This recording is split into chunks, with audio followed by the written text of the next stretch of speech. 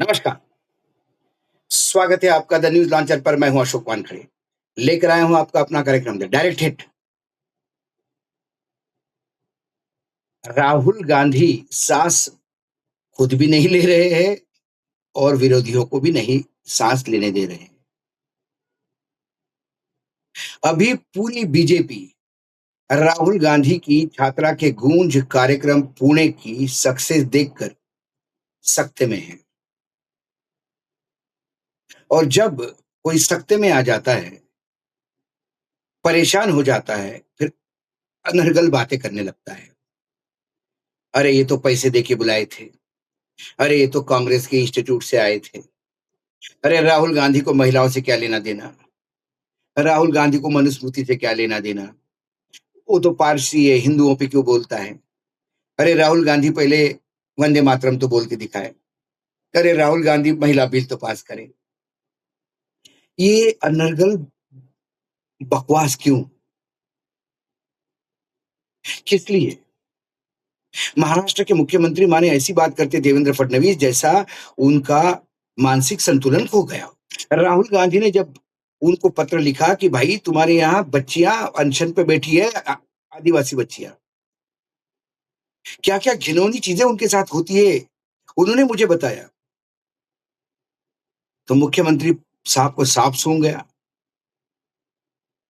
चौहान जो अध्यक्ष है उनके नेतृत्व में महाराष्ट्र की बीजेपी सामने आई।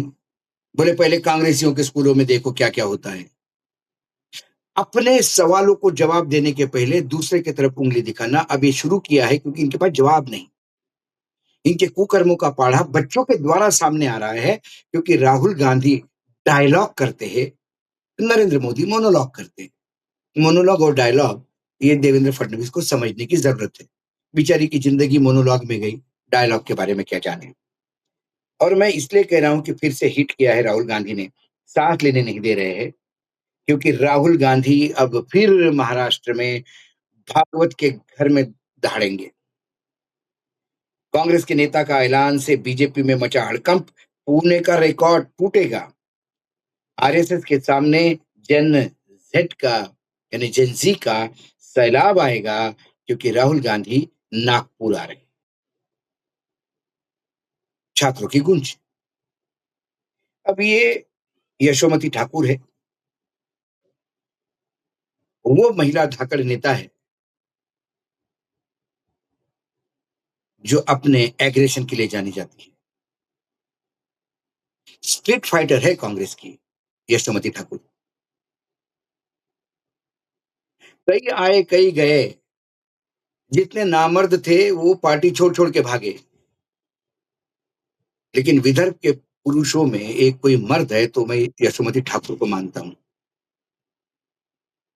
यशोमती ठाकूर का ट्वीट है, देख लिया। राहुल गांधी येत आहेत, नागपूर सज्ज आहे, छात्रों की गूंज, विद्यार्थ्यांच्या हक्कासाठी, शिक्षणासाठी, रोजगारासाठी आणि विद्यार्थ्यांच्या भविष्याच्या प्रश्नासाठी राहुल गांधींची नागपुरात, विद्यार्थ्यांशी संवाद गूंज, नागपुर छात्रों की गूंज, राहुल गांधी विद्यार्थ्यांचा आवाज ऐकण्यासाठी।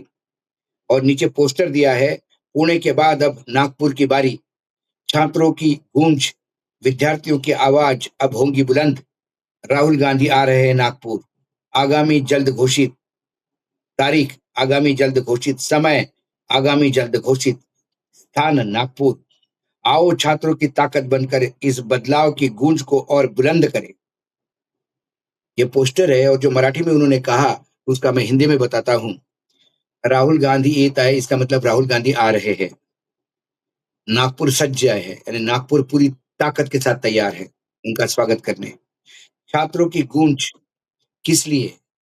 विद्यार्थियों के हकों के लिए, उनके शिक्षा के लिए यानी शिक्षण के लिए, उनके रोजगार के लिए और उनके भविष्य के प्रश्नों के लिए। राहुल गांधी स्वयं नागपुर आ रहे हैं और वहां गूंजेगी छात्रों की गूंज। नागपुर में राहुल गांधी, बहुत बढ़िया लाइन लिखी है, छात्रों की गूंज राहुल गांधी विद्यार्थ्यांचा आवाज ऐकण्यासाठी।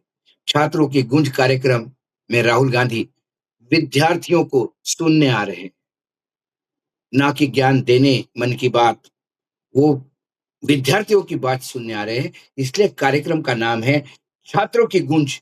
राहुल की गूंज नहीं, छात्रों की गूंज। और जैसे-जैसे छात्रों की गूंज के लिए राहुल गांधी अपना प्लेटफ़ॉर्म देते हैं, पूरा भाजपा अस्वस्थ हो जाता है। क्योंकि राहुल को पप्पू घोषित करना उनके बाएँ हाथ का खेल है। बहुत सारा पूरा मीडिया है उनके पास। जो राहुल ने नहीं कहा वो भी उन मुँह में डाल दो, राहुल को और बदनाम करो, विदेश जाने का खर्च उठा लो, विदेश में गर्लफ्रेंड है बोलो, उसको गंजेड़ी बोलो, ड्रगिस्ट बोलो। लेकिन राहुल के साथ जो विद्यार्थी बात करते हैं, उनका क्या जवाब दोगे? यदि पुणे में एक लड़की कहती है कि मेरे को तकलीफ होती है, सुरक्षित नहीं हूँ, बस से उतरती हूँ तो बेवड़ा टकराता है, बस के अंदर कोई हाथ कमर पे घुमाता है, गाँव में होती हूँ तो रास्ते में चलते हुए छेड़ जाते हैं। लेकिन मैं क्या करूँ राहुल जी, किसको बोलूँ? जिस लड़कियों ने देश के लिए ओलंपिक में मेडल लाए, वो अपनी इज़्ज़त बचाने के लिए जब मार खाती है पुलिस का और उसको भी न्याय नहीं मिलता, तो मेरे जैसे अदना से बच्ची को क्या न्याय मिलेगा? ये उसकी पीड़ा है, ये न्यायपालिका पे वो टप्पड़ था। उसका जवाब भाजपा के पास नहीं है, उसका जवाब मोदी के पास नहीं है, देवेंद्र फडणवीस के पास नहीं है, ईरानी के पास नहीं है, स्मृति ईरानी के पास जो कहती है ना महिलाओं का बिल पास करो। उसका दोष नहीं, बेचारी एक्ट्रेस है, जो स्क्रिप्ट देता वही पढ़ना पड़ता है, वही डायलॉग बोलती है। लेकिन उस बच्ची की पीड़ा का जवाब ना न्यायपालिका के पास है, ना मोदी के पास है, ना फडणवीस के पास है। राहुल गांधी ने बस उसकी पीड़ा जनता के सामने रखी, वो है छात्रों की गूंज जिसकी तकलीफ है। एक और ट्वीट है, वो भी देखिए। वो ट्वीट आपके सामने है, स्क्रीन पे पढ़ लीजिएगा। एएनआई का ट्वीट है। नागपुर, कांग्रेस स्पोक्स पर्सन अतुल लोंढे पाटिल, अतुल, जो आजकल बहुत ज़्यादा कांग्रेस के जो स्टडीड स्पोक्स पर्सन है, जो अभ्यास करके आते हैं, उनमें एक नाम है, नागपुर का है। We have requested Rahul Gandhi ji to hold छात्रों की गूंज event in Nagpur as well. हमने राहुल गांधी से गुजारिश की है कि एक बार नागपुर में छात्रों की गूंज करना ज़रूरी है। There are many issues here too, यहाँ पे भी बहुत सारी इश्यूज़ है।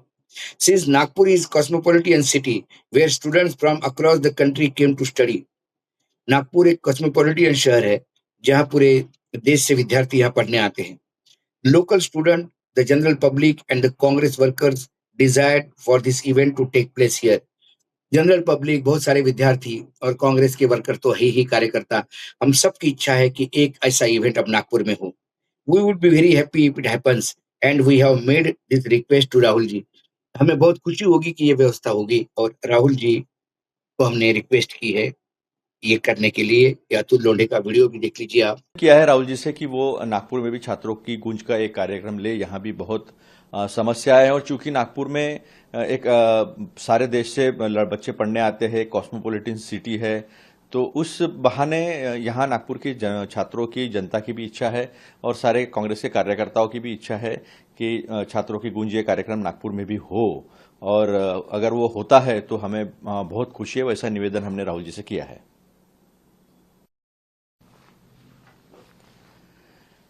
My question to Kiran Rijiju is why to support suppressive patriarchy system?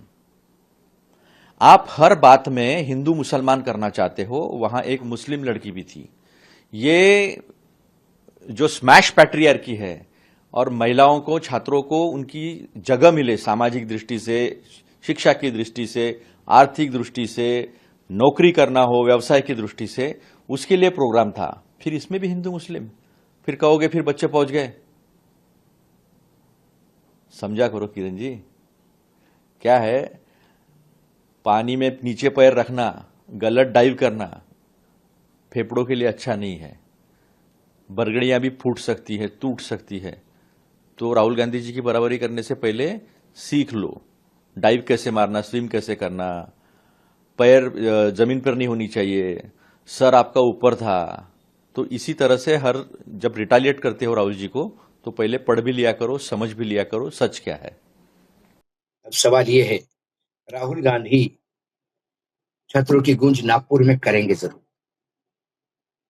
क्योंकि महाराष्ट्र में पुणे एक तरफ है, पश्चिम महाराष्ट्र का हिस्सा है, विदर्भ का नागपुर एक हिस्सा है।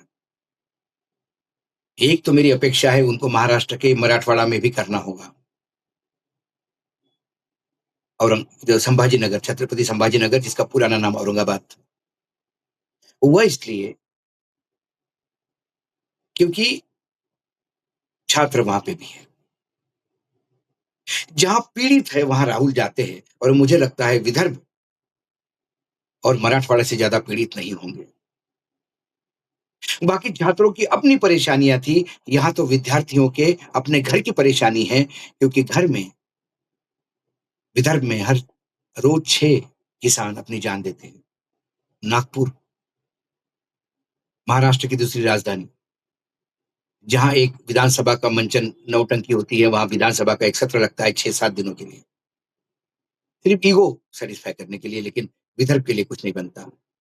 उसी नागपुर जहां संघ का कार्यालय है, हेडक्वार्टर, वही नागपुर जहां बाबा साहेब आंबेडकर ने बौद्ध समाज की दीक्षा ली थी, वही नागपुर जो भारत का केंद्र बिंदु माना जाता है, वही नागपुर जहां पवनार आश्रम है, ग्राम आश्रम है महात्मा गांधी का, विनोबा भावे का पवनार आश्रम है, पास में है नागपुर के, इसलिए मैं नागपुर का कहता हूँ। नागपुर में सिर्फ सावजी, नागपुर में सिर्फ संतरा, और नागपुर में सिर्फ टाइगर नहीं है। और नागपुर टाइगर कैपिटल थी, वो भी अब खत्म होगी, क्योंकि अडानी के जंगल कटाई ने और माइनिंग ने, और खासकर जितनी भूख देवेंद्र फडणवीस को है बड़े बड़े माइनर्स को लाके जंगल नष्ट करने की, उसमें टाइगर कॉरिडोर का तो कैपिटल का जो तगमा था वो तो जाने वाला है बहुत जल्दी। लेकिन पीड़ित बहुत है, मरहम की जरूरत है। राहुल गांधी कुछ करेंगे ये अपेक्षा नहीं, राहुल गांधी सुन भी लेंगे पीड़ा को तो आधा दुख कम हो जाता है। अभी जेनजी से बातचीत की है, अभी वहां पर देवेंद्र फडणवीस ने नागपुर में, जब एक पुणे में बात कर रहे थे, तब वही उन्होंने महत्वपूर्ण बताया कि वंदे मातरम कैसा है। अब पूरे विदर्भ के छात्र जेनजी वंदे मातरम रट रहे हैं, ये सोच के कि वंदे मातरम जिस दिन पूरा गाएंगे उस दिन शक्कर 20 रुपए किलो होगी, उस दिन सोयाबीन को 6,000 रुपए का भाव मिलेगा, उस दिन गढ़चिरौली के जंगल कटना बंद होंगे, उस दिन गढ़चिरौली में आदिवासियों को सांप काटना बंद हो जाएगा, उस दिन जो जमीन है उपजाऊ, बहुत कम जमीन है गढ़चिरौली में, वो एरोड्रम के नाम से किसानों से छीनना बंद हो जाएगी जिस दिन पूर्ण रूप से गाएंगे। जिस दिन पूर्ण वंदे मातरम आएगा उस दिन विदर्भ में लोग ढूंढे जाएंगे रोजगार के लिए, इतने रोजगार अवेलेबल होंगे। जिस दिन पूर्ण रूप से सारे स्टांजा के साथ वंदे मातरम विदर्भ के लोग गाएंगे, उस दिन गढ़चिरौली में एम्बुलेंस नहीं एम्बुलेंस होगी, हर जगह रास्ते होंगे, पुल होंगे, आदिवासियों को नालों में बहना नहीं होगा। लोग कर रहे हैं। देवेंद्र फडणवीस ने कहा ना, पूरा गांव, सारे स्टांजा गांव, वही हल है। राहुल गांधी वंदे मातरम की बात ही नहीं करते। मातृभूमि वंदेमय हो, इसके लिए देश का भविष्य कैसा होना चाहिए, उस भविष्य की पहले समस्या सुनने का प्रयास करते हैं। कभी भी किसी प्रॉब्लम का डायग्नोसिस हो जाता है तो आधी बीमारी पे डॉक्टर विजय पाता है, उसके बाद तो उसको दवाई देनी होती है। राहुल गांधी तो प्रॉब्लम्स क्या है ये जानने की प्रयास कर रहे हैं छात्रों के गुंज में। यकीनन पूना का भी रिकॉर्ड तोड़ेगी नागपुर का छात्रों की गुंज, क्योंकि कोटा का रिकॉर्ड देहरादून का प्रयागराज ने, प्रयागराज का पूना ने, पूना से नागपुर में, और नागपुर का यदि हुआ तो औरंगाबाद यानी संभाजीनगर में, छत्रपति संभाजीनगर में सीधा हिट किया है। और ये बीजेपी को नहीं, ये संघ को भी ललकार है। मनुस्मृति जलाने वालों के सामने, मनुस्मृति की पूजा करने वालों के सामने, बाबा साहेब आंबेडकर जिन्होंने मनुस्मृति जलाई थी, उनके संविधान के तहत बातें होगी। आज डायरेक्ट हिट में इतना ही, कल फिर आता हूं किसी विषय के साथ, तब तक के लिए नमस्कार। देखते रहिएगा न्यूज लॉन्चर।